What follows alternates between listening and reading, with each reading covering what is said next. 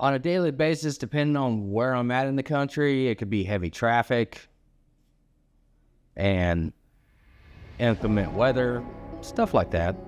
Experienced driver, depending on what he's doing, it would determine what kind of advice I would give. Flatbedding, doesn't matter how long they've been driving or not driving, is you can't have too much securement. As far as a reefer, get out and look before you back in. If something happens with my truck, malfunction or something like that, if it's not something that I can try to fix myself without causing a lot of commotion with breakdown, I'll take a look at it, see what the problem consists of, and then I will try to break down if it's too much for me to handle. End goal is to complete as many miles as possible on the load, find a good safe place where it's safe for me and my equipment, get good rest, and a good meal. My balancing of home and work life ranges between the type of paychecks that I get and what I can do after all the bills are paid, and how much time I can spend with my kids when I get home. I generally stay out about a month or two at a time, and depending on what the circumstances are, I make sure everything is taken care of, especially with the kids, and I try to spend as much memorable time with the kids as possible, and at the same time doing some personal projects to get myself ready for the next time I come home. I would have to say that it is still a large industry, even if the people are rude outside and you want to be rude back to them. Probably not a good idea if you're both going to the same location. I'm an owner-operator.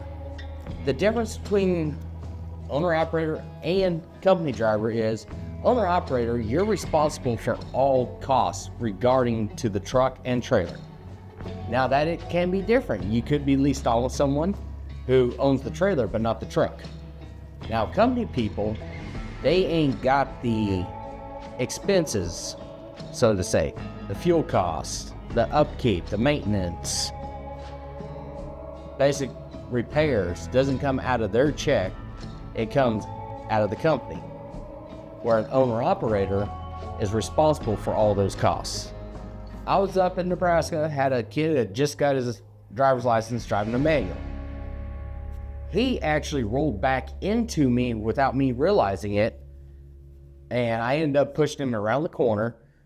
I didn't panic. I did not yell and cuss at him, call him any dang names, because he was inexperienced, and me being a professional driver, I have to maintain a certain level of professionalism. I cannot belittle them or blame them, because who knows the circumstances as to what caused that wreck initially. Some advice that I would give would be to be nice, be polite, don't be rude, be respectful.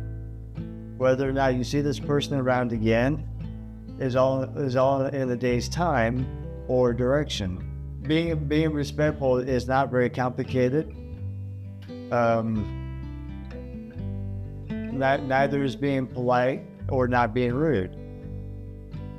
It doesn't take a matter of a lot of work to do this, and you get the same in response from the other person. What do I do for companionship? I currently have 2 basset hounds. They're my companions.